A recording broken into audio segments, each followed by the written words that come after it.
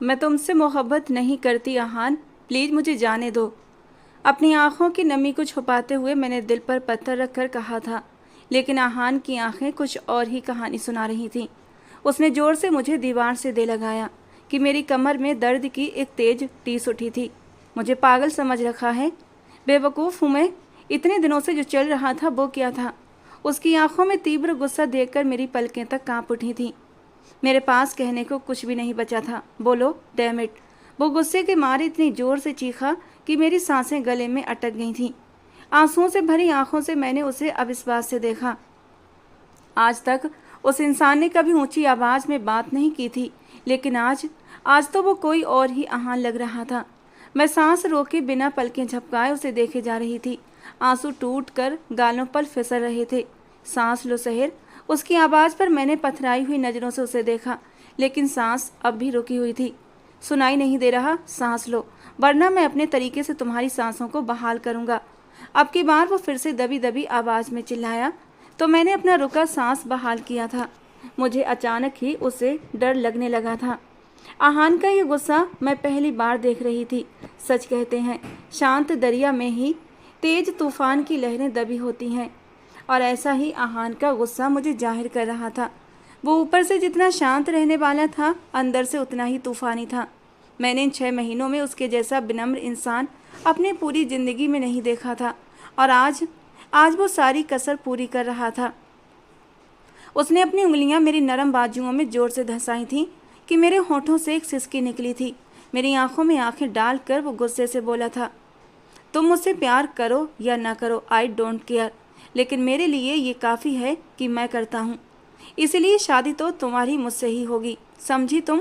वो कतई अंदाज में बोलते हुए पीछे हट गया। मैंने घबराकर इधर उधर देखा तो कोई नहीं था। कॉलेज लगभग पूरी तरह खाली हो चुका था। वो अपने बालों में हाथ फिराते हुए मुझे शिकायती अंदाज में देख रहा था, और मैं दीवार से सटकर खड़ी डर के मारे उसे देख रही थी। अब कुछ हद तक वो अपने गुस्से को कंट्रोल कर चुका था। मेरे पास आते हुए उसने मेरे गालों से आंसू पोंछे थे। अब वो थोड़ा सामान्य लग रहा था। सॉरी, तुम्हें हर्ट नहीं करना चाहता था, लेकिन सहर, तुम्हारा बार बार इनकार मुझे तकलीफ के साथ गुस्सा भी दिला रहा था। आहान अपनी धीमी आवाज़ में कहते हुए मेरी आंखों में छुपा डर महसूस कर रहा था। आप मुझे घर जाने दें प्लीज़।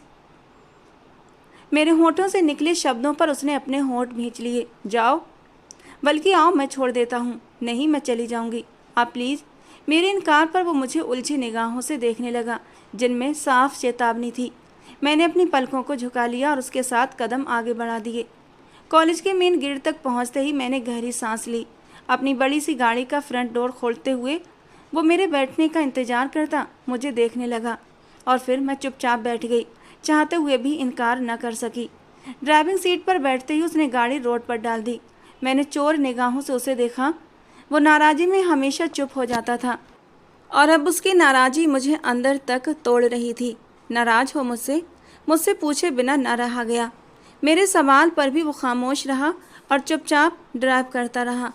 पहली बार उसने मेरी बात को नज़रअंदाज किया था, वरना चाहे कुछ भी हो जाए, कितने ही लोगों में मौजूद हो, कितना ही बिजी हो, मुझे आज तक उसने कभी नज़रअंदाज नहीं किया था। अब उसका जवाब न देना मुझे बेहद तकलीफ़ दे गया। मैं आंसू रोकते हुए विंडो से बाहर देखने लगी। उसने एक नज़र मेरी तरफ देखा और फिर वापस विंड स्क्रीन पर नज़रें गड़ा दी। मेरे नाराज़ होने से तुम्हारी जात पर कोई फ़र्क पड़ने वाला तो है नहीं, इसलिए मेरे नाराज़ होने न होने से कोई फ़र्क नहीं पड़ता तुम्हें, बेफिक्र रहो। वो गंभीर लहजे में बोलता हुआ गाड़ी का मोड़ काट रहा था। आहान प्लीज़ ट्राई टू अंडरस्टैंड, हमारी फैमिली में बाहर शादी नहीं करते, कैसे समझाऊं आपको? मैंने झुंझलाते हुए कहा। तुम्हें समझाने की ज़रूरत नहीं, अब जो करना है मैं खुद कर लूँगा। उसकी आंखों के तैरते लाल डोरे देखकर मैं अंदर तक सहम चुकी थी। मुझे उसके इरादे अच्छे नहीं लग रहे थे। वो गाड़ी अब मेरे घर के एंट्रेंस में दाखिल कर चुका था। गैराज में सिर्फ एक ही गाड़ी खड़ी करने की जगह थी, पर अब्बू की गाड़ी में कोई मसला था। वो ठीक होने के लिए गई हुई थी, इसलिए उस जगह आहान ने अपनी गाड़ी खड़ी कर दी थी। बाहर आ जाओ, आहान ने गाड़ी से बाहर निकलते हुए बेहद संजीदगी से कहा तो मेरे होश उड़ गए। आप यहाँ क्यों आए हैं? प्लीज़ वापस जाएं। मैंने गाड़ी से बाहर निकले बिना डरते डरते कहा, जबकि वो घूम कर मेरी तरफ आता गाड़ी का दरवाज़ा खोल चुका था। खुद आओगी या मैं हाथ पकड़कर अंदर ले चलूं? वही अंदाज। मुझे अब उससे सच में डर लगने लगा था। आखिर चाहता क्या था ये, मुझे समझ न आया। मैं चुपचाप गाड़ी से नीचे उतरते गहरा सांस भर गई। डरी हुई नज़रों से आहान को देखा। चलो अंदर। वो मुझे अपने साथ लिए मेरे घर में आया। और आज मेरा दिल चाह रहा था कि अपने घर में दाखिल होने के बजाय कहीं और चली जाऊं। वो अचानक रुक गया, पीछे मुड़कर मुझे देखने लगा और मैं और ही सोचों में गुम सीधा उसके सीने से जा टकराई। उफ, सर पर हाथ रखे उसे देखा। देखने में इतना पोलाइट और बॉडी इतनी हार्ड। मेरे घूर कर देखने पर मेरा सर सहलाते हुए वो मुस्कुरा दिया और अंदर बढ़ गया। अस्सलामु अलैकुम। आहान ने वहाँ मौजूद सभी लोगों को एक साथ सलाम किया। एक पल के लिए सब लोग चौंक गए। मामा और मामी और उनके साथ उनका बेटा कामरान भी अंदर घर में मौजूद था। अबू ने हैरानी से मुझे और फिर आहान को देखा।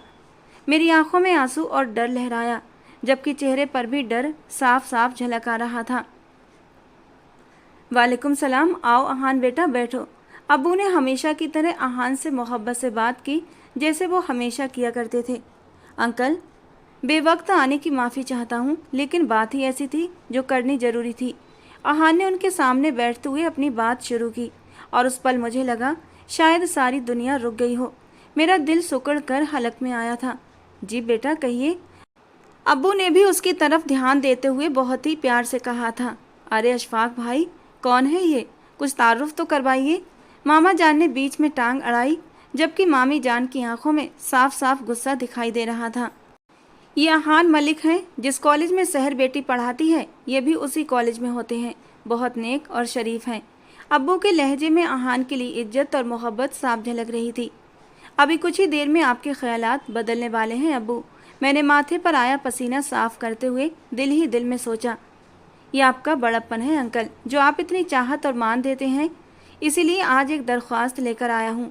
आहान थोड़ा आगे होकर बैठा था और मैंने सांस रोककर उसे देखा। जी जी कहिए, वो भी मुस्कुराते हुए बोले, जबकि बाकी सब लोग खामोश नज़रों से आहान की ओर ही देखे जा रहे थे। मैं आपकी बेटी सहर से निकाह करना चाहता हूँ। उम्मीद करता हूँ आप मेरी बात को सकारात्मक अंदाज में सोचेंगे। कहते हुए आहान ने अब्बू के चेहरे के तासुरात देखे, जबकि मैं तो अब तक सांस रोके आहान के निडर अंदाज को देखे जा रही थी। वो वाकई इतना निडर और बहादुर था, ये मैं नहीं जानती थी, लेकिन इतनी दीदा दिलेरी, मेरा तो हार्ट फेल होने वाला था। ये क्या कह रहे हैं? अशफाक साहब, कुछ मुझे भी समझाएंगे? मामा जान ने माथे पर बल डालते हुए कहा। आहान बेटा, ये वक्त मुनासिब नहीं लग रहा मुझे कि आपने जो ये बात कही है। आहान की बात सुनकर अबू भी हड़बड़ा गए थे। अंकल, मुझे तो यही वक्त मुनासिब लगा। आप इजाज़त दें तो कल मेरी माँ आएंगी रिश्ता पक्का करने। वो अपनी तरफ से जैसे सब कुछ सोचे बैठा था। अबू की धीमी आवाज़ पर आहान मलिक का हौसला और भी बुलंद हो गया था। मैंने माथा मसलते हुए उनकी बातें सुनी थी। और हम जो आज कामरान का रिश्ता लाए हैं, उसका क्या?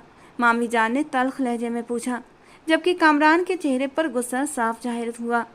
वापस ले जाएं, आहान ने सहूलत से कहते हुए इस बार माथे पर 2 बल डाले। हद हो गई अशफाक साहब, ये लड़का हमारी बेइज्जती कर रहा है और आप हैं कि चुपचाप सुनते जा रहे हैं। मामा ने मुंह बिगाड़ते हुए कहा। रफ़ीक भाई, अब बैठे, आराम से बात करते हैं। अबू ने उन्हें मसलहत से धीमे लहजे में कहा। हरगिज़ नहीं, इस शख्स को कहिए यहाँ से चला जाए। शहर को आपने मेरे बेटे कामरान के लिए तय कर दिया है, तो फिर अब ये कहाँ से आ गया? मामू इस बार गुस्से में खड़े हो गए। क्या आपने शहर का निकाह कर दिया है? आहान ने बाबा से तीखे लहजे में पूछा, तो उन्होंने गहरी सांस लेते हुए सिर नामे हिला दिया। फिर ये क्यों इतना हक जता रहे हैं? हमारे परिवार की लड़की है, हमारे परिवार में ही रहेगी। तुम यहाँ से फ़ौरन निकलो। आहान की बात पर इस बार कामरान को भी बोलने का मौका मिला था और वो आगे बढ़कर बोला भी। मैंने अपनी आंखें जोर से मीचते हुए ख्यालों में कामरान की बुरी हालत होते देखी। अंकल, मुझे सिर्फ आपका जवाब चाहिए। मुझे किसी अजनबी से बात करने की ज़रूरत महसूस नहीं हो रही और ना ही मैं कोई बदतमीजी करना चाहता हूँ। आहान मलिक के ठंडे और सख्त लहजे में कही गई बात पर सबको जैसे सांप सूंघ गया था। अशफाक भाई, आप इसे घर से निकालें, क्योंकि सहर तो हमारे ही घर की बहू बनेगी। ये कहते हुए वो आहान की ओर बढ़े थे। ओ हेलो, उठो। सहर का नाम भी लिया तो जबान। मामू के शब्द उनके मुंह में ही रह गए। जब अहान मलिक ने कड़कती नज़र उन पर डाली तो वे एकदम से खामोश हो गए थे और चुपचाप बैठ गए। अंकल, मुझे सिर्फ आपका जवाब चाहिए। उनका जवाब ना ही है, इसलिए उठो और जाओ यहाँ से। हम परिवार से बाहर लड़कियों की शादियाँ नहीं करते। मामू ने फिर से दांत भींचते हुए कहा। मुझे बाबा की चुप्पी पर हैरानी हो रही थी, जैसे वो वहाँ पर मौजूद ही ना थे। अरे अहान भाई, आप! वाह, क्या शानदार सरप्राइज़ है। मैं अभी चिकन रोल बना कर लाती हूँ, आपके फेवरेट है ना, आप खा कर जाइएगा। मंतशा की बात पर सहर ने उसे घूर कर देखा। यहाँ घर में तूफान आया हुआ है और इन मोहतरमा को रोल खिलाने की पड़ी है।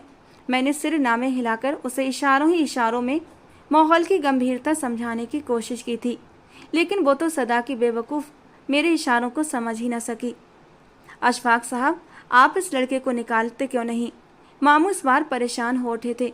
रफ़ीक भाई, मैंने कभी आपको शहर के रिश्ते के लिए हाँ नहीं की है, तो आपसे गुजारिश है कि आप फ़िलहाल इस तरह कोई हक न जताएं। अहान मेरे मेहमान हैं और ये मेरा घर है। मैं नहीं चाहता कि आप मेरे घर आए मेहमानों के साथ बदतमीजी करें। बाबा की इस बात पर सब लोग हैरान रह गए, जबकि अहान के चेहरे पर सुकून सा छा गया। मतलब आप हमें इनकार कर रहे हैं? मामी जान गुस्से में उठते हुए बोली। इनकार नहीं, लेकिन इकरार भी नहीं किया है अभी तक। तो ठीक है, अभी कर दीजिए इकरार।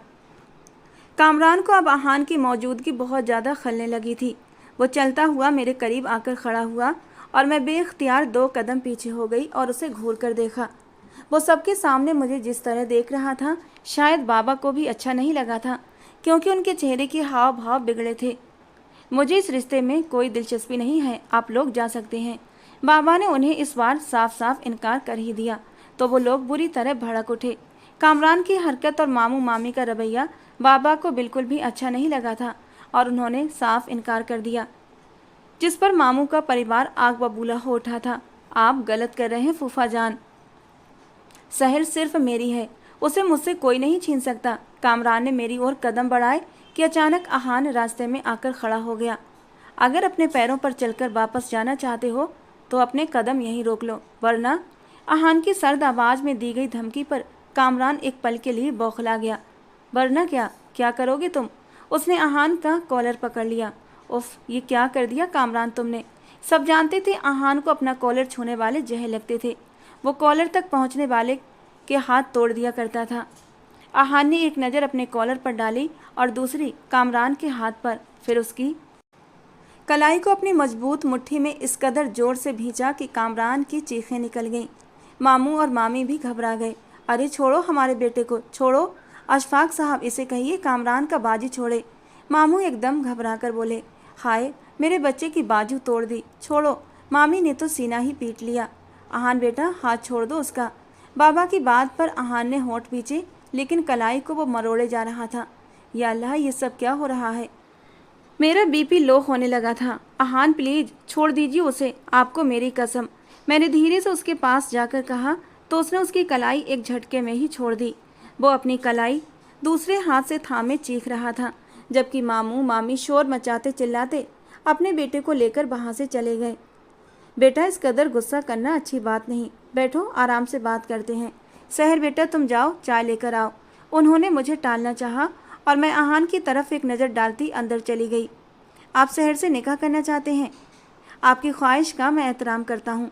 ये नहीं कहूँगा कि बेटी की रजामंदी लेना ज़रूरी है, क्योंकि उसका आपके साथ घर में दाखिल होना और अब तक होने वाली सारी बातचीत के बीच खामोश रहना इस बात का सबूत है कि वो भी आपके इस फैसले में आपके साथ है।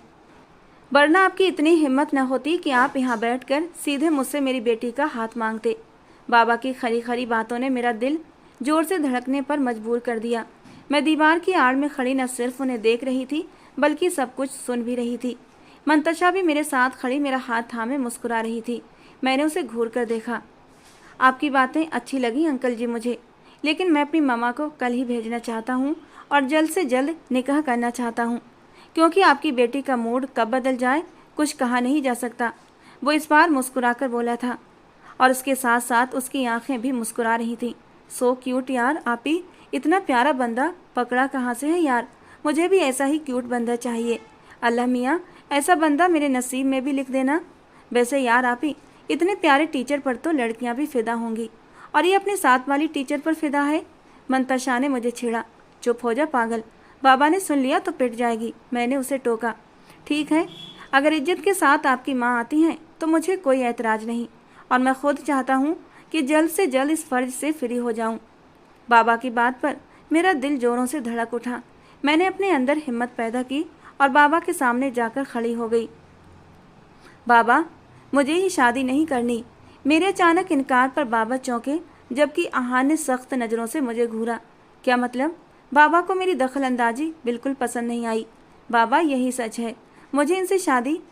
आहान मालिक अपनी जगह से खड़ा होकर मुझे सख्त निगाहों से देखने लगा। मेरी बात अधूरी रह गई थी।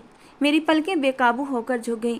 उसकी नज़रों की तपिश ही कुछ ऐसी थी कि मैं आगे कुछ बोल ही नहीं पाई। अंकल, मुझे नहीं लगता कि आपके परिवार में लड़कियों की शादी बाहर करने का कोई रिवाज नहीं। आहान मुझे सख्त निगाहों से घूरते हुए बाबा से पूछ रहा था। हाँ बेटा, यकीनन ऐसी कोई बात नहीं है, वरना मैं आपको शहर के लिए कभी हाँ नहीं करता। उनकी बात पर आहान ने गहरी सांस ली। मेरा झूठ पकड़ लिया गया था और अपने झूठ पकड़े जाने पर मैं एक गहरा सांस लेकर रह गई। अंकल, आपकी इजाज़त से मैं कल ही निकाह करना चाहता हूँ। वो मुझ पर गहरी नज़रें डालता हुआ बाबा की ओर मुड़ा और मुझे ऐसा लगा जैसे उसने मुझे वार्निंग दी हो, जैसे कह रहा हो कि अपनी ज़बान को कंट्रोल में रखो, वरना जब मैं कंट्रोल करने पर आऊँगा तो सिर्फ आंसू बहाओगी। मैंने होंठ भींचे और सिर झटक दिया, जबकि बाबा उसे इजाज़त दे चुके थे। उसके जाने के बाद बाबा ने मुझे हाथ पकड़कर अपने पास बिठा लिया। कोई बात परेशान कर रही है तो बताओ मुझे, आहान ने कुछ कहा है या फिर ज़बरदस्ती? नहीं बाबा, ऐसी कोई बात नहीं है, वो एक अच्छा इंसान है। मैंने फ़ौरन उनकी बात का जवाब दिया। फिर क्या मसला है शादी करने से? जहाँ तक मेरी इन अनुभवी आंखों ने देखा है, तुम भी उसे पसंद करती हो, फिर भला इस शादी से इनकार क्यों? या फिर कामरान? अल्लाह का खौफ करें बाबा, आप जानते हैं कामरान किस टाइप का है? मैंने बाबा के सीने पर सर रखकर कहा तो वो धीमा सा मुस्कुरा दिए। इसीलिए मैंने भी आपके टाइप वाले रिश्ते को हाँ कही है और कामरान के रिश्ते के लिए फ़ौरन मना कर दिया है। मैं जानता हूँ आहान एक बहुत ही अच्छा और बहुत ही अच्छे ख़ानदान से ताल्लुक़ रखता है। स्टेटस में हम उसके मुकाबिल नहीं हैं, लेकिन इज्जतदार लोग हैं और यही इज्जत देखकर वो हमारी तरफ बढ़ा है और बहुत शराफत से रिश्ता मांगा। मैंने आपकी आंखों में उसके लिए पसंदीदगी देखकर ही ये हाँ की है, लेकिन अब आपका ये इनकार करना मेरी समझ से बाहर है। वो उलझे हुए से दिखाई दिए। मेरे बाबा और रिवायती माँ बाप में से नहीं थे जो बच्चों को गुस्से और रौब से रखते हैं। वो हमारे साथ बहुत दोस्ताना अंदाज में बात करते थे। मामा की डेथ के बाद मेरा और मुंतशा का बहुत ज़्यादा ख्याल भी रखा उन्होंने कि हमें खुद पर रश्क होता था। बाबा, मुझे बस डर लग रहा है, इसीलिए अभी सोचा नहीं शादी का। और ये मिस्टर आहान तो जैसे बहुत ज़्यादा तेज़ चल रहा है। पहले रिश्ता पक्का करने का कहा, अब डायरेक्ट निकाह पर पहुंच गया। मैं चाह कर भी बाबा को असल बात न बता पाई कि मैं आहान से शादी क्यों नहीं करना चाहती। शायद बता देती तो आने वाले लम्हों में मुश्किलात न पैदा होती। मेरी ज़िंदगी में आगे चलकर जो तूफ़ान आने वाले थे वो तूफ़ान आने से पहले ही शांत हो जाते। लेकिन गलती तो मैं कर चुकी थी कि मैंने सबसे सच्चाई छुपाई थी। आहान से शादी न करने की वजह मैंने अपने बाबा को भी नहीं बताई थी। बेटा, एक दिन तो सभी को रुखसत होकर दूसरे घर जाना होता है, और फिर आपकी एज है शादी की। आपकी शादी करते ही फिर मुंतशा का भी तो सोचना है। मुंतशा पास आकर बैठी तो बाबा ने उसे अपने करीब कर लिया। बिल्कुल नहीं, मुझे आपको छोड़कर कहीं भी नहीं जाना। मुंतशा ने उदासी से कहा। मैं भी नहीं जाऊंगी। मेरा लहजा भी रुंध गया, जबकि बाबा मुस्कुरा रहे थे और नहीं पता था ये उनके चेहरे पर आई आखिरी मुस्कान भी हो सकती थी। सोने के लिए लेटी तो आहान की कॉल आने लगी। मैं सोई हुई मुंतशा को एक नज़र देखकर बालकनी में आ गई और कॉल को यस करते हुए कान से लगा लिया। सहर, आपने अंकल के कान तो नहीं भरे? आहान की बात पर मुझे सख्त तैश आ गया। एक्सक्यूज़ मी, आप बाज आ जाएं। मैं बता रही हूँ आपको, आप बाबा के सामने जितना अच्छा बन जाएं, लेकिन क्या मैं आपकी नज़रों में बुरा हूँ? अचानक से उसने मेरी बात काट दी। मैंने एक पल को रुककर गहरा सांस भरा। मैंने ऐसा कुछ नहीं कहा। तो फिर इनकार की वजह? जबकि इन 6 महीनों में मैंने जितना आपको समझा और जाना है, मुझे पूरा यकीन है कि आप भी मुझे पसंद करती हैं। फिर क्या वजह है? मैं नहीं बता सकती आपको। आहान, प्लीज़, आप अभी ऐसा कुछ ना करें। मुझे इस रिश्ते में अभी नहीं पड़ना। आप समझ क्यों नहीं रहे? मैंने परेशान होते हुए कहा। कुछ लम्हे यूं ही खामोशी से बीत गए। अब कल निकाह के बाद आपसे बात करूँगा, सख्त लहजे में कहते हुए वो कॉल काट गया। मुझे उसका खुद पर यूं हक जमाना गुस्सा दिला रहा था। निकाह के लिए कबूल है कहना ज़रूरी है, वो मैं कहूँगी तो निकाह होगा ना। मैंने भी गुस्से से उसे मैसेज टाइप करते हुए सेंड कर दिया। मैसेज फ़ौरन सीन हुआ। मेरा दिल ज़ोरों से धड़का। मुझे लगा कोई गुस्से वाला मैसेज आएगा, लेकिन दूसरी ओर बिल्कुल खामोशी थी और उसकी खामोशी सारी रात बरकरार रही और मैंने सारी रात जागते काटी थी। मैं उसके रिप्लाई का इंतज़ार करती रही और उसने रिप्लाई नहीं दिया।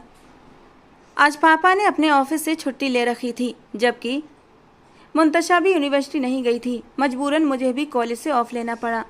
नाश्ते के बाद मुंतशा के साथ आज के ख़ास दिन की तैयारियों में लग गई, क्योंकि इनकार की कोई गुंजाइश नहीं बची थी। जबकि आने वाले लम्हों को सोचकर मेरा दिल बहुत घबरा रहा था। शाम को अहान और उनके घर वालों ने आना था। शॉर्ट नोटिस पर पापा ने अपने कुछ करीबी रिश्तेदारों को और 2 दोस्तों को इनवाइट कर दिया था। अभी मैं ड्राइंग रूम के पर्दे बदल रही थी कि कॉलेज के नंबर से कॉल आने लगी। मैंने झट से कॉल रिसीव की। मिस सहर, आज कॉलेज ना आने की वजह दूसरी तरफ अहान था। आप जानते हैं वजह, आज मैं नहीं आ सकती। फिर क्यों पूछ रहे हैं? मुझे उसकी बात पर गुस्सा आने लगा। आपने ऑफिस में कोई लीव सबमिट नहीं कराई है, बताना भी ज़रूरी नहीं समझा? हर संस्थान के कुछ रूल्स होते हैं और हमें उन रूल्स को फॉलो करना पड़ता है हर हाल में। दूसरी तरफ अहान की आवाज़ संजीदा थी। सर, आज मेरा निकाह है तो मैं नहीं आ सकती, मैंने हर लफ्ज़ चबाते हुए कहा था। दूसरी तरफ अहान के लबों को शायद मुस्कान ने छुआ था।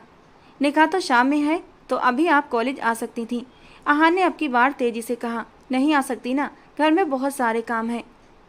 होने वाले मंगेतर को बहुत जल्दी है निकाह की। 1 दिन के लिए शॉर्ट नोटिस पर निकाह कर रहा है। खड़ूस और मैं सहर, बहुत गलत बात है। आपको अपने होने वाले शौहर के बारे में ऐसा नहीं बोलना चाहिए। वो मुझसे बड़े बुजुर्गों की तरह बात कर रहा था और मुझे उस पर गुस्सा आ रहा था। ज़बरदस्ती का शौहर? सहर, तुम्हें मेरा प्यार ज़बरदस्ती का सौदा लगता है? वो अचानक ही अपनी रियल टोन में आया था और उसके बदलते अंदाज देखकर मेरा दिल धक से हुआ था। मैं अहान से कितनी मोहब्बत करती थी, ये बात या तो मैं जानती थी या फिर मेरा खुदा जानता था। लेकिन एक ऐसी मजबूरी थी कि मैं अहान से शादी नहीं करना चाहती थी और वो मजबूरी मैं अहान को बता भी नहीं सकती थी। मेरी खामोशी पर वो फिर से बोला था, ज़बरदस्ती का या फिर राजी का, लेकिन हम सफ़र तो मैं ही तुम्हारा बनूंगा। अच्छे से तैयार हो जाओ, आज की शाम तो मेरे नाम होने वाली हो। प्लीज़ फ़ोन बंद करें, मुझे बहुत सारे काम हैं। दूसरी तरफ अहान ने मुस्कुराते हुए कॉल कट कर दी, जबकि मैं फिर से सोचों में डूब गई थी। लाख कोशिश के बाद भी शादी को मैं रोक नहीं पा रही थी, पर अब मैं अंदर ही अंदर डर भी रही थी। उस इंसान के बारे में सोच रही थी जो इस शादी को रोकने की सबसे बड़ी वजह थी और जिनके बारे में मैं सोच रही थी। उन्हीं की कॉल आने लगी। मैंने धड़कते दिल के साथ कॉल उठाई थी। मना किया था ना तुम्हें कि इनकार कर दो इस रिश्ते से, फिर भी तुम ढीठ ही निकली। नहीं सुननी ना मेरी बात।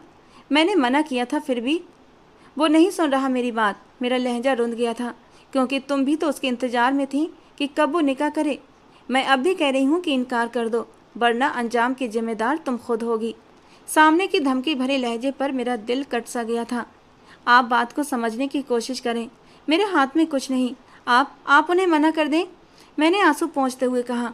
जो कहा है वो करो, मुझे ऑर्डर मत सुनाओ। और कैसा प्यार है तुम्हारा, जो इतनी बड़ी बात जानने के बाद भी अहान से निकाह के लिए राजी हो गई। खुदगर्ज लड़की, तुम्हारे लिए अहान की ज़िंदगी कोई मायने नहीं रखती। अफसोस है, अभी भी वक्त है, इनकार कर दो, समझी तुम, वरना अहान की मौत की जिम्मेदार तुम होगी। कॉल कट चुकी थी और मेरे दिल के अरमानों को बेदर्दी से कुचल दिया गया था। अहान से शदीद मोहब्बत करती थी मैं, लेकिन उनकी ज़िंदगी को ख़तरे में नहीं डाल सकती थी। ये बात मैं अहान को कैसे समझाती। कॉल फिर से आने लगी। प्लीज़ आप मेरी बात समझें, मैं नहीं कर सकती ये सब। आप मैंने बिना नंबर देखे ही बात करना शुरू कर दिया था। सहर, क्या नहीं कर सकती?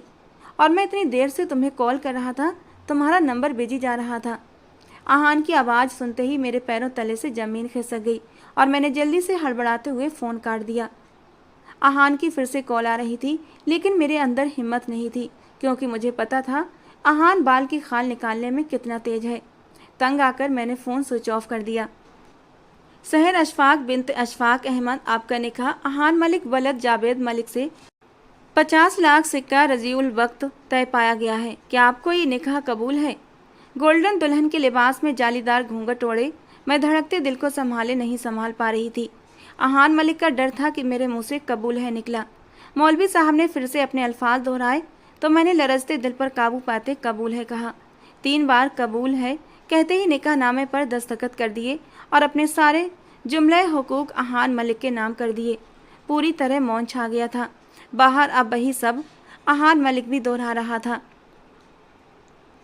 कबूल है कि मधुर आवाज़ कानों से टकराई तो मेरे दिल में एक अजीब सी गुदगुदी हुई थी।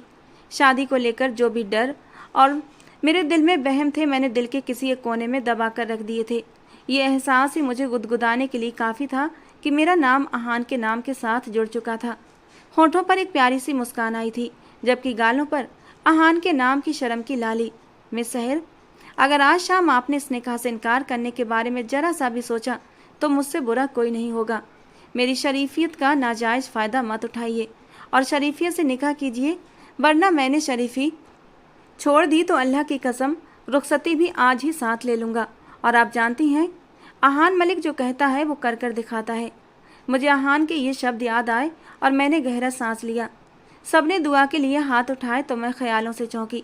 मुबारकबाद का शोर उठा तो दिल अब एक नई लहर पर धड़क रहा था। मंतशा ने गले लगाकर मेरा माथा चूमा। मामा और मामू की फैमिली में से कोई नहीं आया था। रिश्ते की फूफी थी, वही आई थी। सांस ने अंदर आते ही मेरा चेहरा देखते हुए मेरा माथा चूमा। बहुत प्यारी लग रही हो, अल्लाह तुम्हें हमेशा खुश रखे। उनके अंदाज को देखकर मैं तो एकदम हैरान रह गई थी, वरना मुझे उनसे ऐसी उम्मीद नहीं थी। बाबा ने खाने का इंतजाम करवाया था और अब सारा इंतजाम अहान मलिक खुद देख रहा था, एक बेटा बनकर। सब कुछ बहुत अच्छे से हो गया था। मेरे ससुराल वाले बहुत सारे तोहफे और मिठाइयाँ लेकर आए थे। पूरा घर मिठाई और फलों के टोकरों से भर गया था। मंतशा तो बुरी तरह से परेशान हो गई थी और छोटी सी प्यारी सी अपनी बहन को देखकर मैं बस हंसे जा रही थी। हद है भाई, पूरे शहर की मिठाई और फल उठा लाए हैं। मैं सोच रही थी थोड़ा सा मामा और मामी के घर भी भिजवा देते हैं, आज आए भी नहीं, बाद में कहेंगे मिठाई तक नहीं खिलाई जालिमों ने। मंतशा की बात पर मेरी हंसी को ब्रेक लग गए थे। उसी पल दरवाजे पर दस्तक हुई और अहान मलिक अंदर आता दिखा। कुछ पल की इजाज़त हो तो बात कर सकते हैं हम? अहान ने मंतशा से बहुत इज्जत और प्यार से पूछा था। अरे अहान भाई, फिकर नॉट, अब तो ये आपकी ही है। जब चाहें जिस वक्त चाहें बात करें, मुलाकात करें। मेरे होते हुए कौन माई का लाल आपको रोक सकता है? बल्कि जिस भी तरह की मदद चाहिए होगी अपनी इस बहन को याद कर लीजिएगा। मंतशा ने अपनी सेवाएं पेश करते हुए कमरे से बाहर जाते हुए दरवाज़ा भी लॉक कर दिया। अहान कमरे में अब अकेला रह गया था और उसके साथ बंद कमरे में मेरा दिल जोरों से धड़कने लगा था। मुझे मंतशा पर बेहद गुस्सा आया। वो मेरी बहन थी या फिर अहान की? अहान ने मेरे चेहरे के हाव भाव देखे और 2 कदम चलते हुए मेरे करीब आया। क्या हुआ, घबरा क्यों रही हो इतना? अहान मलिक की आंखें मेरे पूरे चेहरे का एक्सरे कर रही थीं। मैंने अपनी पलकों को झुका लिया। मैं नहीं चाहती थी कि वो मेरे अंदर छिपे डर को पढ़ ले, लेकिन मैं ये भूल गई थी कि सामने खड़ा शख्स अंदर तक झांकने की काबिलियत रखता है। किसका फ़ोन था जिससे आप सुबह इतनी डिटेल में बात कर रही थी, और आपकी आवाज़ में इतनी घबराहट क्यों थी? मेरा फ़ोन भी काट दिया, उसके बाद फ़ोन रिसीव करना तो दूर की बात, फ़ोन स्विच ऑफ ही कर दिया। 2 कदम की दूरी पर खड़ा वो मेरी तारीफ़ नहीं कर रहा था, बल्कि मुझसे पूछताछ कर रहा था। उसकी बात पर मुझे थोड़ा सा दुख हुआ था। मैंने इतनी तैयारी की थी किस लिए कि एक तारीफ़ का जुमला भी वो ना बोल पाए। न चाहते हुए भी मेरी आंखें भीगने लगीं। कुछ पूछ रहा हूँ सहर आपसे, और आप मुझे नज़रअंदाज कर रही हैं, जो अब मेरी बर्दाश्त से बाहर है। वो तो मैं अपनी सहेली से बात कर रही थी, और आप मुझे यूँ तंग नहीं कर सकते मिस्टर अहान। मैंने भी इस बार सख्त लहजे में कहा तो वो चुपचाप मुझे देखने लगा और अगले ही पल सारे फासले मिटाते हुए मेरे करीब आया था, और फिर मुझे कुछ समझने का मौका दिए बगैर मेरी कमर में हाथ डालकर मुझे अपनी ओर खींच लिया। मैं सीधा उसके सीने से जा लगी। दिल ने अजीब ही शोर मचाया, धड़कनें बेतरतीब हुईं, जबकि उसकी निगाहें मेरे चेहरे का घेराव कर रही थीं। उसने मेरी कमर पर दबाव बनाते हुए मुझे थोड़ा सा अपने और भी करीब किया था। शायद वो जानबूझकर मेरी नाजुकता को महसूस कर रहा था और मैं उसे रोक न सकी।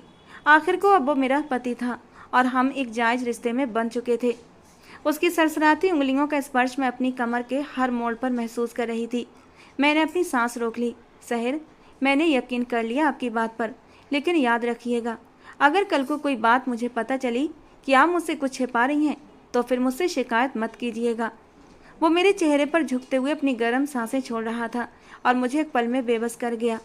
मनचाहे शख्स की जरा सी कुर्बत ही हमें दीवाना कर देती है, मदहोश कर देती है, होशो हवास भुला देती है। और मेरे होश तो आहान मलिक को आसपास देखते ही उड़ने लगते थे। और अब कहाँ इतनी नज़दीकी? इतना क्यों घबरा रही हो? अभी तो मैं कुछ भी नहीं कर रहा और तुम्हारा ये हाल है। मैं तो ये सोच कर ही परेशान हूँ, जब कुछ करूँगा तब क्या हाल होगा तुम्हारा। अब की बार गंभीर लहजे में पूछते हुए वो मेरे पेट को अपनी मुट्ठी में जोर से दबा गया था और मेरी सांसों में कंपन पैदा कर गया। आप बहुत करीब, प्लीज़ थोड़ा पीछे। मैंने उसके सीने पर हाथ रखकर उसे रोकना चाहा, लेकिन फिर वो अपने होंठ मेरे गालों पर रखते हुए खुद ही मुझसे पीछे हट गया। उसके दहकते होंठों का स्पर्श महसूस करते ही मेरा पूरा चेहरा गुलाल हो गया था। वो मुस्कुराते हुए मेरी हालत का मजा लेने लगा। बहुत जल्दी ही रुखसती की बात करूंगा।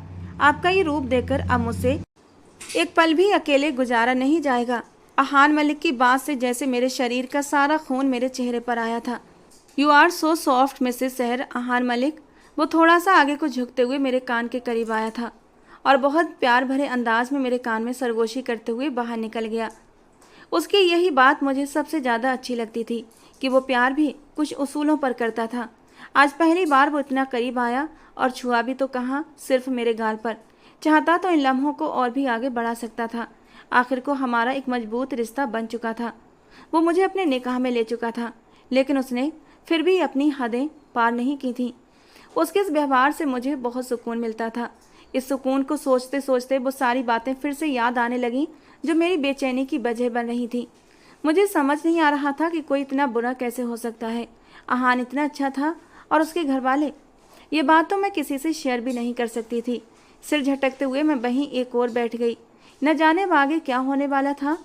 कॉलेज में दिन वैसा ही गुजरा जैसे आम दिन गुजरते हैं। बस खास ये हुआ कि सबने निकाह की मुबारकबाद दी थी, शुभकामनाएं दी थीं। मैंने आज आहान को बहुत ज़्यादा मिस किया क्योंकि आज वो कॉलेज नहीं आया था। उसने छुट्टी ली हुई थी। उसने बताया भी नहीं कि वो क्यों नहीं आया। मैंने 2-3 मैसेज किए लेकिन उसने जवाब नहीं दिया। मैं सारा दिन उदास रही। नहीं पता था कि निकाह के बाद वो शख्स मेरे दिल के इतना करीब हो जाएगा कि एक दिन उसका चेहरा न देखूं तो दिन गुजारना मुश्किल हो जाएगा। रात को ही बाबा ने बताया कि आज आहान घर आए थे जब मैं कॉलेज में थी और मैं हैरान हो गई। अच्छा, लेकिन बाबा मुझे तो पता ही नहीं था। हाँ, इस जुमे को सादगी से रुखसती की बात हुई है और मैं भी चाहता हूँ कि अब ये रुखसती हो जाए। बाबा कुछ परेशान से लग रहे थे। बाबा जान, कैसे कैसे आप मुझे इतनी जल्दी रुखसत कर सकते हैं? अभी तो कल ही निकाह हुआ है और आप कह रहे हैं कि आने वाले जुमे को रुखसती, जो कि सिर्फ 3 दिन बाद है। इतनी जल्दी सब कुछ कैसे होगा? बेटा, इसकी फ़िक्र तुम मत करो, मैं सब संभाल लूँगा। तुम बस तैयारी करो, ये पैसे लो और जाकर शादी की तैयारी करो और कॉलेज से छुट्टी ले लो। आप ठीक तो है ना? कोई प्रॉब्लम है तो मुझे बताएं। बाबा जैसे सब कुछ पहले ही सोचे बैठे हुए थे और उनकी ये जल्दबाजी मुझे समझ नहीं आ रही थी कि आखिर वो इतनी जल्दी क्यों कर रहे हैं।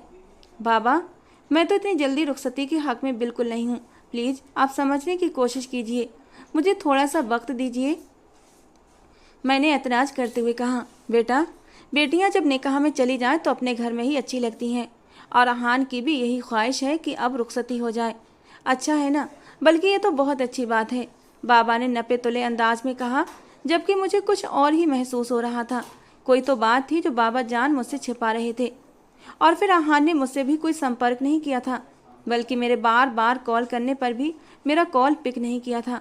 मेरे दिल में जैसे गिरहसी पड़ने लगी थी। मैंने आहान को दोबारा से कॉल की तो उसने मेरी कॉल ही काट दी। मुझे बहुत अजीब लग रहा था। आहान, आप मुझे इग्नोर कर रहे हैं। आप नाराज़ हैं क्या? आखिर बात क्या है? प्लीज़ कॉल उठाइए। मैंने एक मैसेज भेजा जिसे सीन कर लिया गया था। थोड़ी देर में जो जवाब आया उस पर मेरी आंखों में आंसू भर आए। जुम्मे वाले दिन रुखसती है, उसके बाद ही अब आपसे बात होगी। मैंने अपने आंसू पोंछे और मोबाइल को एक तरफ रख दिया। ठीक है, ऐसे तो ऐसे ही सही।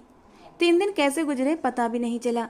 तैयारियों में इतने बिजी हो गए थे कि सोचने का मौका भी ना मिला और रुखसती का दिन भी आ गया। बाबा ने अपनी दुआओं में मुझे रुखसत किया, मेरे लिए दिल से दुआ की कि मैं अपने घर में खुश और आबाद रहूं। लेकिन खेल तो नसीब का होता है। जो नसीब में होता है वो मिलकर ही रहता है। वो नहीं जानते थे कि उनकी बेटी की ज़िंदगी की आजमाइश तो अब शुरू हुई है और सबसे बड़ी आजमाइश मेरे लिए मेरे शौहर की थी। मुझे चंद एक रस्मों के बाद आहान के कमरे में पहुंचा दिया गया था। दरवाज़ा खुला, लेकिन अंदर आने वाला आहान नहीं था, कोई और था। उन्हें देखकर मेरे हाथ पैर ठंडे पड़ गए थे। आहान कहाँ है? आप यहाँ क्यों आई हैं?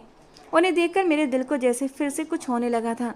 मैंने तुम्हें शादी के लिए मना किया था ना, कितना समझाया था, लेकिन तुम नहीं मानी। तुम्हारी वजह से आहान मौत के मुंह में चला जाएगा। ये आप कैसी बातें कर रही हैं? खुदा का वास्ता है, ऐसा कुछ मत कहें।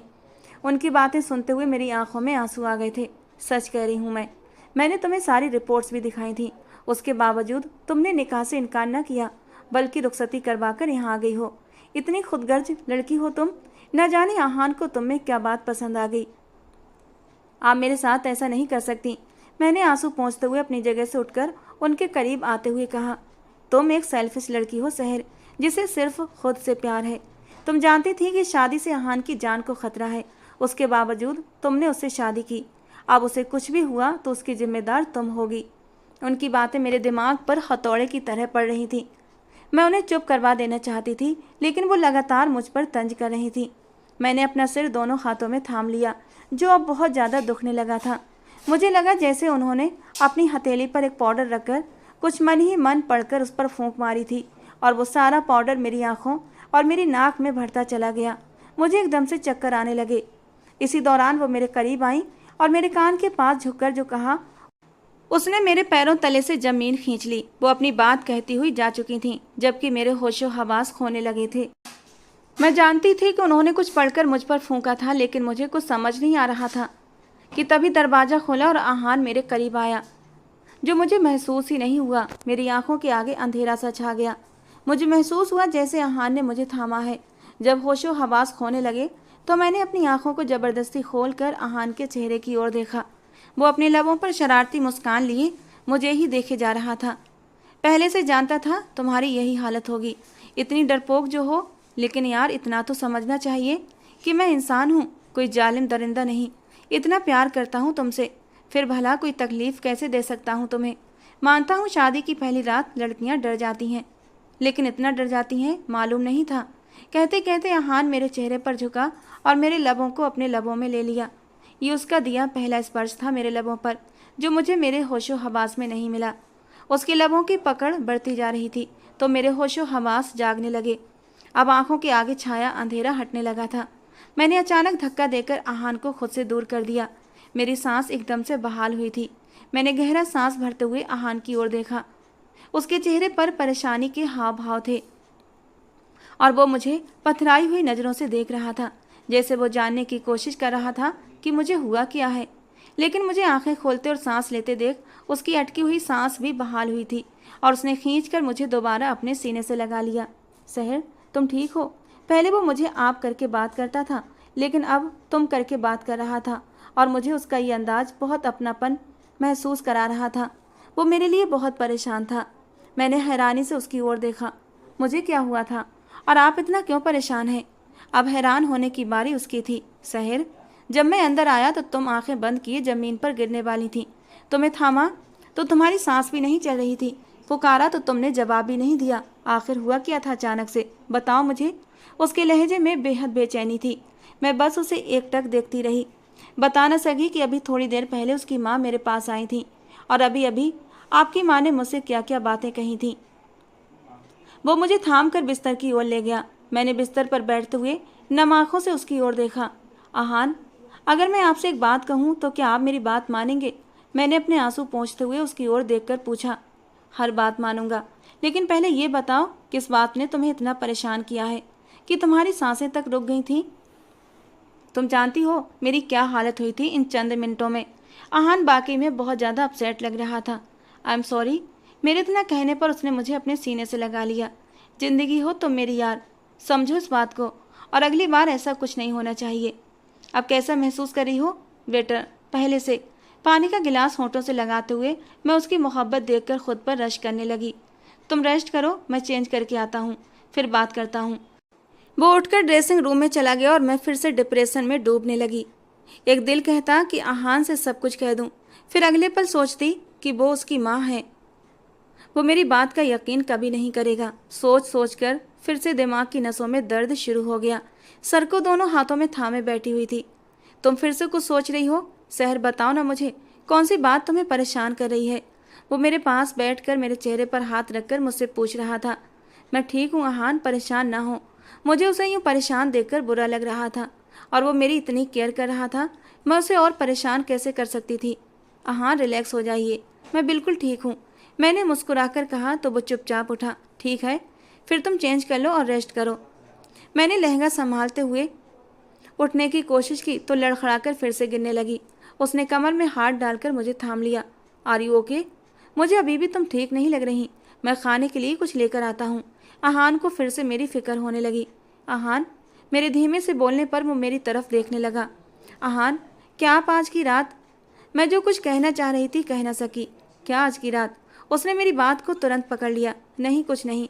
मैं लहंगा संभालते हुए ड्रेसिंग रूम की ओर बढ़ गई और वो मुझे जाता हुआ देखकर खामोश रह गया। जब वापस आई तो वो बिस्तर पर बैठा मेरे लिए दूध का गिलास साइड पर रखे हुए था। मुझे देखकर उठकर मेरे पास आ गया। ये लो, पी लो इसे। मैं उसके प्यार को देखती रह गई। दूध का गिलास उसके हाथ से लेते हुए मैंने एक तरफ रख दिया और उसे कंधों से थाम कर बिस्तर पर बिठाया। अहान, आज मैं आपसे कुछ मांगूं तो क्या आप मुझे दोगे? क्या चाहिए? वो मुझे अपनी ओर खींचकर अपनी गोद में बिठा गया और अपनी उंगलियों से मेरे होठों की नरमी को महसूस करने लगा। उसकी आंखों में इस वक्त जज्बातों का तूफान सा उमड़ रहा था और मुझे समझ नहीं आ रहा था मैं उसे कैसे रोकूं। अगले ही पल उसने अपने होंठ मेरी गर्दन पर रख दिए थे और मेरा दिल धक से रह गया। अहान, मैंने उसे देखना चाहा, लेकिन उसने मेरी कमर पर कसकर अपने दोनों हाथ बांध लिए। मैं कुछ कह ही न सकी। अहान ने आज तक कभी ऐसी कोई हिम्मत नहीं की थी कि मैं आज ये सब देखकर हैरान न होती। पहली बार उसका छूना मुझे अजीब सी मदहोशी दे रहा था, लेकिन मैं इस मदहोशी में खोना नहीं चाहती थी, क्योंकि मैं जानती थी अगर आज नहीं रोका तो ये अपने कदम मौत के मुंह में ले जाएगा और मैं अहान को मरते हुए कैसे देख सकती थी। ये देखिए, ये रिपोर्ट्स हैं अहान की। ये रिपोर्ट देखो, इसमें साफ लिखा है कि अगर वो किसी भी लड़की के साथ शारीरिक संबंध बनाएगा तो अहान की मौत पक्की हो जाएगी। उसके अंदर के हार्मोन्स में कुछ खराबी है। मैं उसकी माँ हूँ, मैं माँ होकर तुम्हें मना कर रही हूँ, वरना कौन माँ चाहेगी कि उसके बच्चे का घर न बसे। लेकिन मैं माँ हूँ, खुदगर्ज नहीं बन सकती, अपनी खुशी की खातिर अपने बच्चे की जान दांव पर नहीं लगा सकती। अब इम्तिहान तुम्हारे प्यार का है कि तुम्हारा प्यार कितना ताकतवर है। तुम्हें प्यार चाहिए या फिर अहान की ज़िंदगी? क्या हुआ, कहाँ खो गई? अहान ने मेरी गर्दन पर तपते होंठ रखकर उनका स्पर्श दिया तो मैं जैसे करंट खाकर पीछे हटी थी। उसकी पकड़ हल्की थी, इस वजह से मैं छूटकर दूर जा खड़ी हुई। क्या हुआ? वो हैरानी से मुझे देखने लगा। वो मुझे नींद आ रही है, मैंने नजरें चुराते हुए कहा। सहर, तुम्हें लगता है कि आज की रात मैं तुम्हें सोने दूंगा? उसने मुझे कलाई से थामकर अपनी ओर खींचा। मैं कच्ची डाल की तरह उसके सीने से जा लगी। अहान, क्या आप मुझे थोड़ी सी मोहलत नहीं दे सकते, कुछ दिनों के लिए? मेरी बात पर उसने मुझे पथराई हुई नज़रों से देखा। क्यों? एक लफ्जी सवाल पर मैं सकपका गई थी।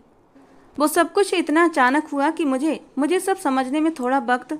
जो सच है वो बताओ।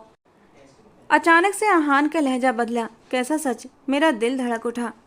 कहीं उसे बाकी सब कुछ पता तो नहीं चल गया जो तुम्हारे दिल में है सहर? वो अब ठंडे लहजे में बोल रहा था।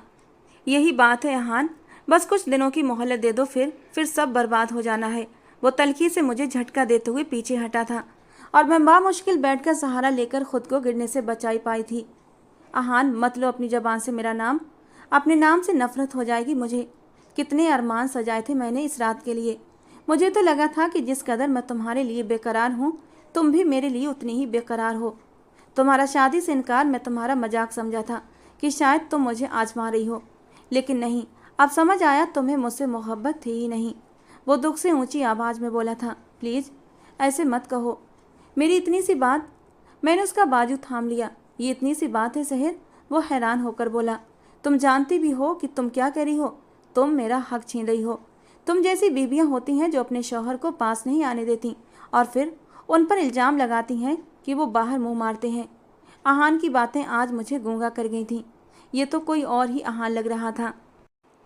अहान, आप क्या बोले जा रहे हैं? मेरी बात का गलत मतलब क्यों निकाल रहे हैं? मुझे बहुत बुरा लगा था उसकी बातें सुनकर, लेकिन वो फिर से तल्ख हंसी हंसा। अफसोस हो रहा है खुद पर कि एक ऐसी लड़की से प्यार नहीं, इश्क कर बैठा जो मुझे बदनाम करना चाहती है। आहान की बातें मुझे बिल्कुल भी समझ नहीं आ रही थीं। बदनाम, मैंने धीरे से दोहराया। ज़्यादा मासूम मत बनो। अचानक उसने मुझे कंधों से पकड़कर बुरी तरह झंझोड़ा कि मैं तड़प गई। यही चाहती हो ना तुम कि मैं तुम्हारे पास ना आऊं? मुझे सिर में तेज दर्द की लहर उठी थी, ताकि सुबह होते ही तुम मुझे बदनाम कर सको कि आहान मलिक नामर्द है।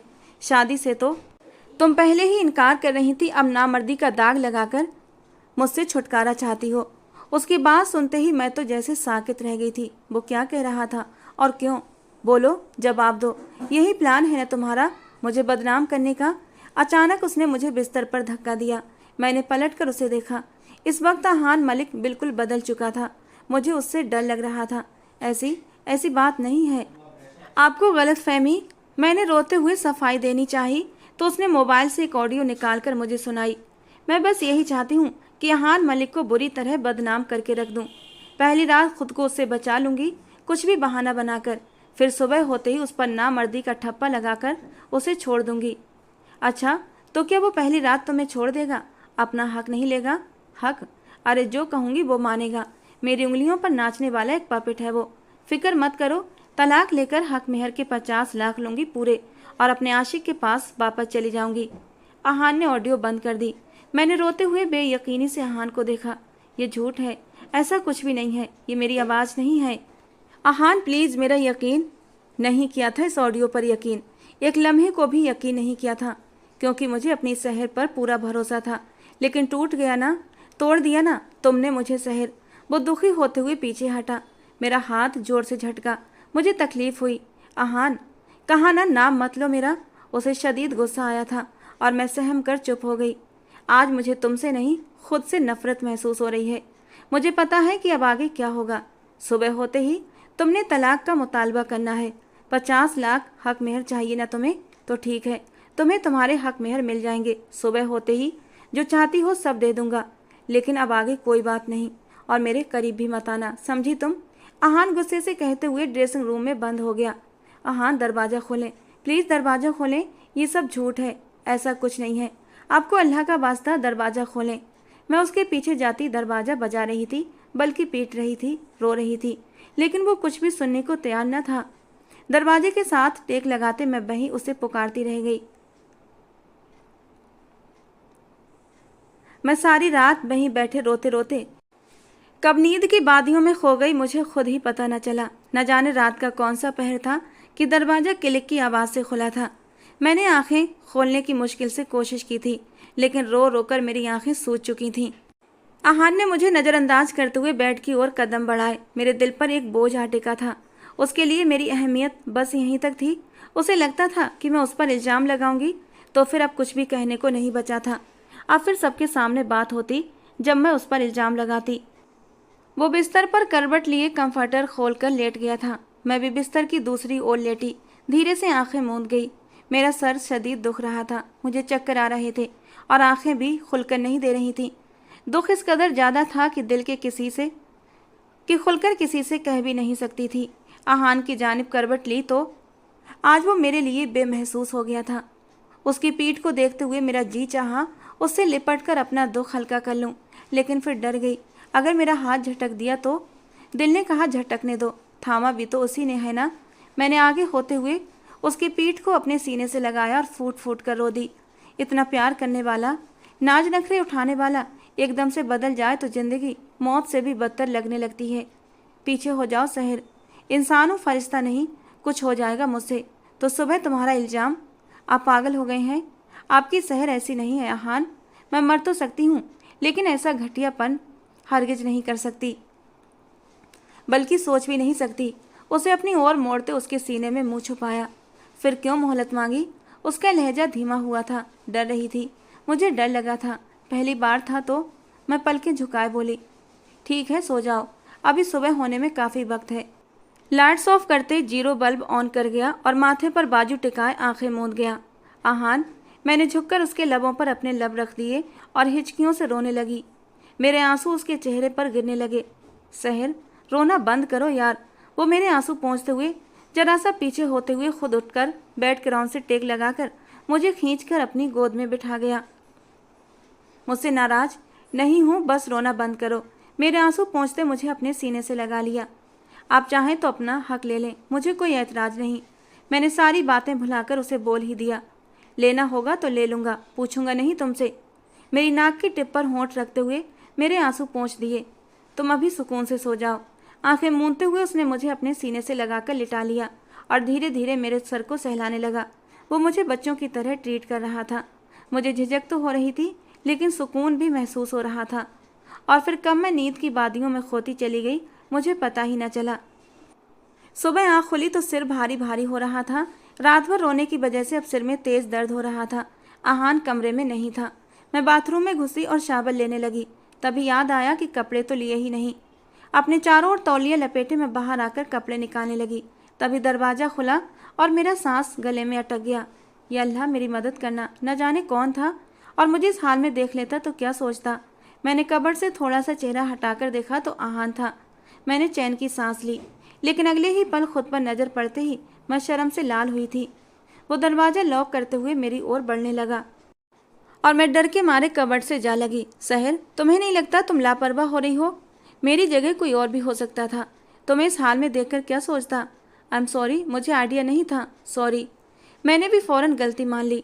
उसने मुझे सिर से पाँव तक गहरी बेबाक और हक भरी नज़रों से देखा। जाओ, ड्रेसअप हो जाओ, उसने खुद पर जब्त करते हुए कहा।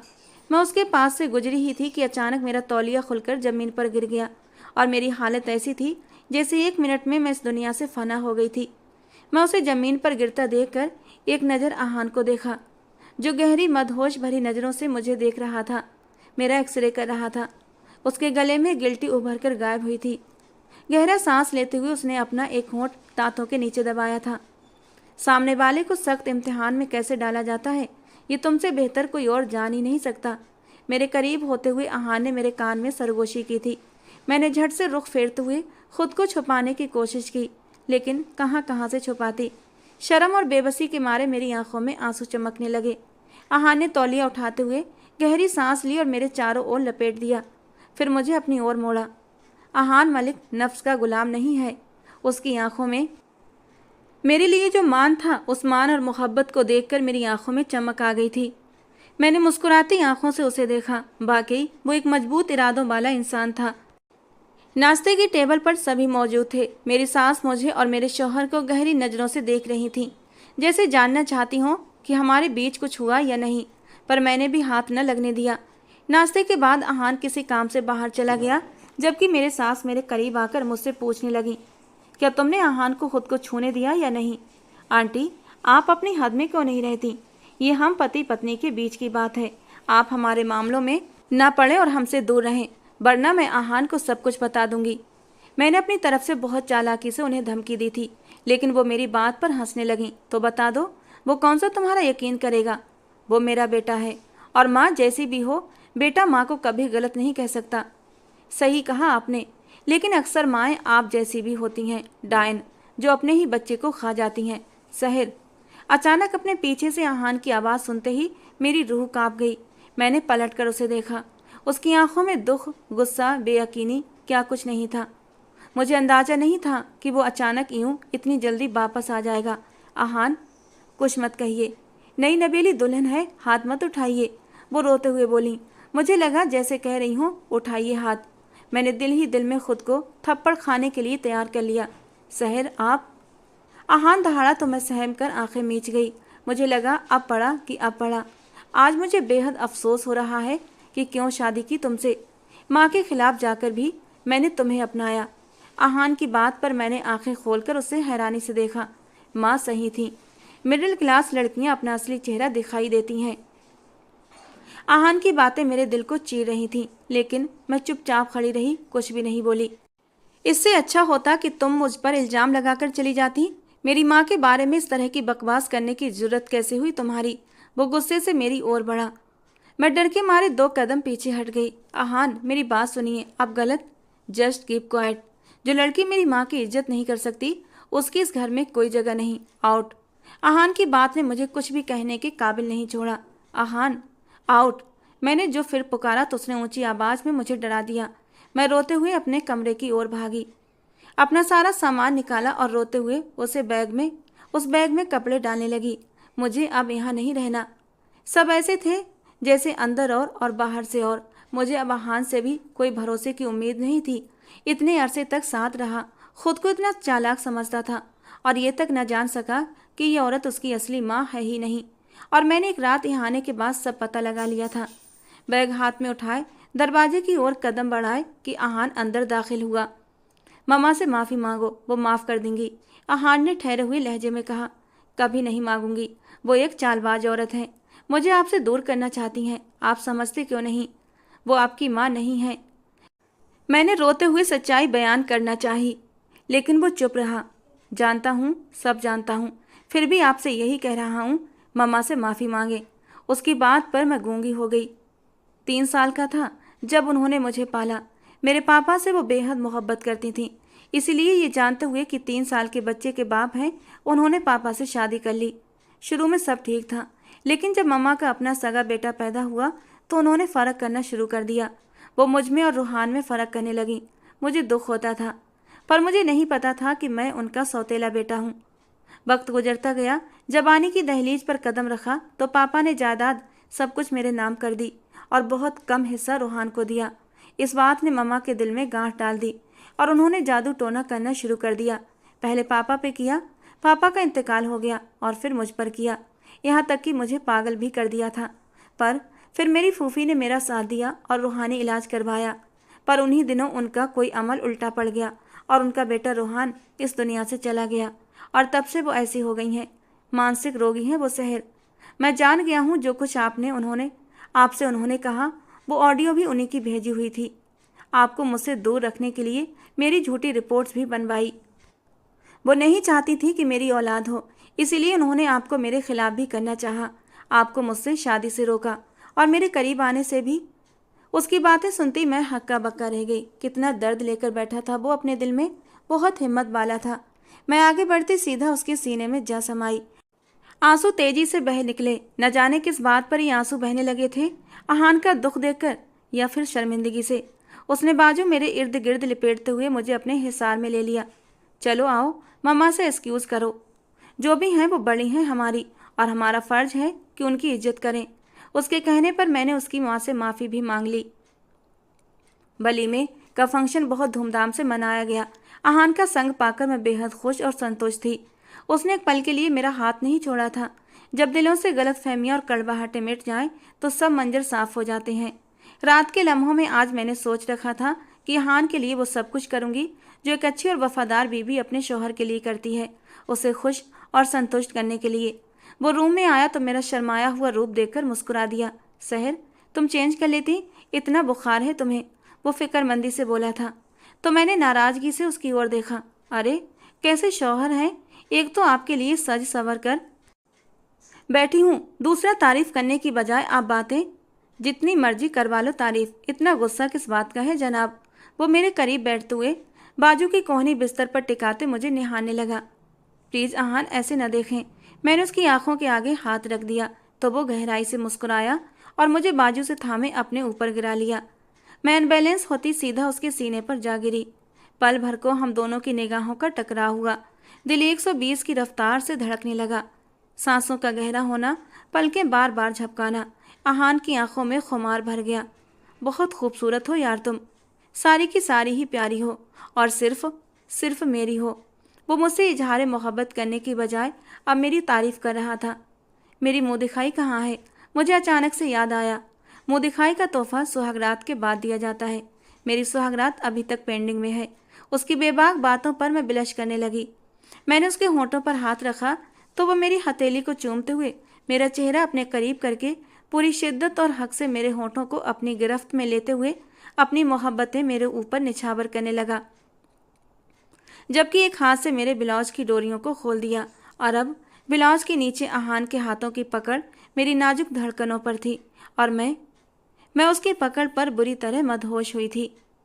पल पल गुजरती रात में वो जुनूनी अंदाज में मोहब्बत की बारिश करते हुए मुझे अच्छे से यकीन दिला चुका था कि सहर सिर्फ उसकी है, और मैं अल्लाह का शुक्र अदा करते नहीं थक रही थी कि वक्त रहते सब कुछ पता चल गया था, वरना अहान जैसे शख्स को मैं खो देती जो सिर्फ चाहे जाने के काबिल है।